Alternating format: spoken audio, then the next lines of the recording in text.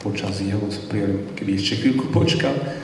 V podstate ten náš dom svätého Františka vznikol pred 4 rokmi a poviem tak otvorene, Vládko to spáchal určitým spôsobom, čiže je v podstate nielen takým našim veľkým dobrodincom nášho útulku, ale určitým spôsobom aj zainicijoval to, že sme sa vôbec k tomu rozhodli. Viete, že Žakovce sú od Levoče veľmi blízko, Vládko z kláštora dosť ďaleko, ale išli sme tam úplne iné veci. Bol tam nejaký dom pre slobodné maminy, tak nejak sa to volalo. A tak humornú situáciu, potrebovali sme si odskočiť na vecko, trafili sme do jeho dvora zrovna. Bolo mi to podozrivé, že to vyzerá ako nejaké ako Žakovce, ale ja som o tom vôbec nevedel, že v kláštore pod Znevom nejaké zariadenie. No a potom sme išli ako k tým slobodným mamkám a oni nám povedali, že tam je nejaký duchovný otec, že on tiež sa venuje takýmto ľuďom, tak sme sa tam zase vrátili. A poviem z tej debaty, tak som si zapamätal jednu vec, že v podstate sme mali taký strach, trošku obavu sa púšťať do takéto práce a vidíte, Vládko, taký smejko, taký usmiatý človek a vieš, to sa netreba báť, no tak Pán Boh ti pomôže a tak. A dá sa povedať, že po tej návšteve v kláštore pod Znevom mali sme mať našu reholnú kapitulu, to je taká veľká akcia, kedy sa rozhoduje o nových predstavených na celé 4 ročie. No a vlastne sme mali urobiť nejaký taký plán pre južné krídlo nášho kláštora v Levoči. No a bol tam Vojto Knápy, ktorý išiel desi teraz asi na vecko. A ja som mu len povedal, ešte poď, budem sa za teba modliť, niečo daj na papier, nejaký projekt. A čo je taká zaujímavosť, že už bol pripravený projekt pre to južné krídlo. Mal tam byť nejaký dom pre seniorov, už to bolo všetko v Bratislave spravený projekt, čiže my sme mali doslovne prázdny stôl, nič, len dobrú myšlienku. Taký prst Boží vidím v tom, že bratia skoro jednohlasne prehlasovali túto verziu, dom pre nejakých ľudí závislých. Čiže to bol taký prvý prst Boží. Ďalšia vec, v podstate budova bola prázdna, bolo tam stredisko pre zrakov postihnutých, tu prítomná pani učiteľka, profesorka Erika, určite tam minimálne študovať nepracovala. Takže tam vlastne ostali prázdne múry, pár postelí nám tam nechali. Na rozdiel od Vládka mali sme tam vodu, v podstate všetko tam bolo, akorát plinifikácia nebola. Ale našťastie kňazský seminár na Spišskej kapituli vyraďoval veľa inventáru. Viete, že tam bolo kedysi 300 bohoslovcov, momentálne tam je nejakých 100, aj neviem, či koľko, či 100, zhruba asi 100, a mali tam množstvo vyradeného inventáru, postele, skrine. Ja som to vlastne vozil tými nákladnými autami, ešte som nevedel, či tam nejaký útulok bude. A vlastne takto sme nejak trošku začínali. A prvá taká zaujímavá vec bola, keď otec biskup Štefan sa ujal biskupstva. Prvou vecou, čo spravil, sme ho pozvali, aby prišiel posvetiť sochu Panny Márie do nášho útulku. A to bolo tak, že dosť dneska sa tu rozprávalo o svetom Maximilianovi. Viete, že on mal také šialené plány, volali ho šialený Maxo, lebo keď išiel za provinciálom, že chce založiť kláštor, sa opýtal, že či má pozemok, nemá, že či má peniaze, tiež nie, tak on mal takú taktiku, že si vybral miesto, sa nepýtal, komu to patrí, postavil tam sochu, posvetil Panny Márie a on si tak, Panna Mária, staraj sa, čiže my sme sochu posvetili, postavili do prázdneho kláštora, Panna Mária sa zatiaľ stará celkom slušne. Čiže to je asi taká taktika. Ale čo by som ešte apropos Vládka povedal, že viete, v Levoči je trošku problém s tým gazdovaním. Je to v podstate aj vďaka Bohu, že naši bratia tam majú nejakú tú záhradu, ale vlastne ten rozbeh bol hrozne ťažký a vlastne vďaka Vládkovi, ktorý nám neustále veľkodušne posielal potraviny, či už mäso, všetko možné, čiže vďaka nemu dodneska ešte v podstate sme aj vďaka nemu fungovali. To je tiež taká prozreteľná vec.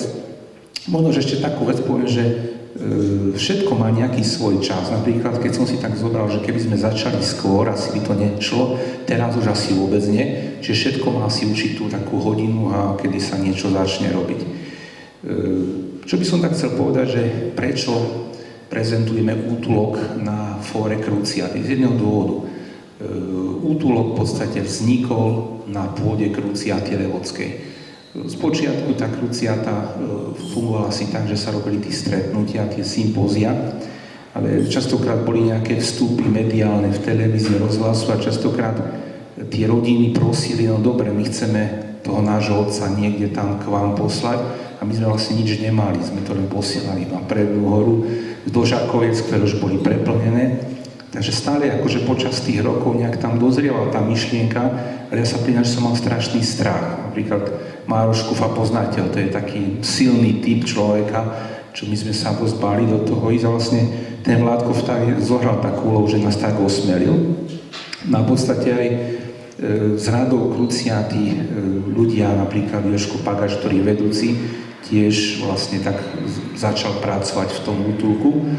A dá sa povedať, že vždycky to nejak bolo spojené s tou kruciatou. Kruciata má hlavne takú tú doménu modlenia sa za tých ľudí závislých, čo vidím, takú, tiež som spomenul, že vlastne samotní klienti, čiže muži z útulku sa stretávajú tiež s kruciatou. Poviem to tak, že neradi chodia na tie stretnutia, ale tiež, keď donesú dobré koláčiky, tak oni vtedy radi prídu na tie stredkách. Čiže to musia si to priznať, či nie, lebo viete, tam sú trošku obnažení, sú tam ľudia zvonka, ich tak trošku lustrujú, všímajú si, oni tiež je to pre nich také ťažké, možno sa aj hambia, neviem. A na druhej strane aj je taká spätná väzba pre nich, že čo to je v rodinách alkoholizmus, čiže to bola asi taká hlavná myšlienka a samotní, čo sú tu v Levočania, myslím, že mi dajú zapravdu, sú radi, nie? Že sú tí muži na tom stredku, lebo to je tiež také obohatenie pre nich. A keď trošku vidia viacej pod pokličku, lebo naozaj to, čo je v útulku, skoro celá kruciata, takže tam nie je žiadna anonymita, aj veľa ťažkých vecí. Priznám sa, že v poslednej dobe sme prešli dosť také ťažké obdobie. Myslím, že to otec Vládko tiež spomenul, že máme aj duchovných. Je to dosť zložitá situácia. Možno, že pre mňa je taká výzva, či náhodou nerobiť nejaké zariadenie špeciálne pre duchovných, bo ja sa priznám, ja to neviem robiť. Ja to som na to slabý a už až zúfali niekedy, prepáčte, že možno budete mať také zlé svetlo na duchovných, ale naozaj, keď diabol dolapí kňaza, tak len tak nepustí, to je môj názor, a pomáhať je strašne ťažké. Sa hovorí, že lekárom a kňazom to je najťažšie pomôcť a v tomto alkoholizme je to jednoznačná záležitosť. Je to aj o takej pokore, ja vám poviem úprimne, že už teraz chápem napríklad Maroša Kufu, že má množstvo takých, ako Vládko hovoril, tých filiálok, a on má filiálky modlitebné. Ľudí, viem, že v Žiline sú, ktorí sa modlia a adorujú za takéto zariadenie. Ja to vidím teraz tak, že jak máte nadšenie, to je síce dobré, to začnete, ale aby ste vydržali v tejto práci, potrebujete veľa ľudí modliacich sa, prosiacich sa. Preto si myslím, že aj tá kruciata, ktorá modlí sa, je tu veľmi vážna, lebo poviem to tak, diabol nemá rád útulky, nemá rád ľudí, ktorí nejak pracujú s ľuďmi závislými.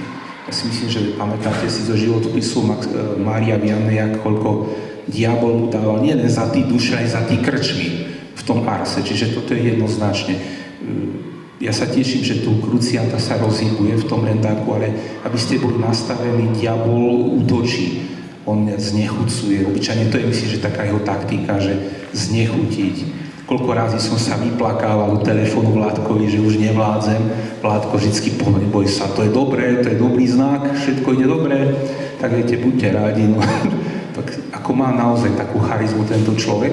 Ale ja by som veľa nerozprával. Tu sú konkrétni ľudia, som tiež len taký kňaz, čo sa k tomu dostal ako k slepý husle, ak sa hovorí. Ja by som dal slovo im konkrétne. Myslím, že tu je prvý Ľubo, že nech oni trošku posvedčia, ako to žijú, čo je pre nich. Čiže aby ste boli v obraze, čo to je. No.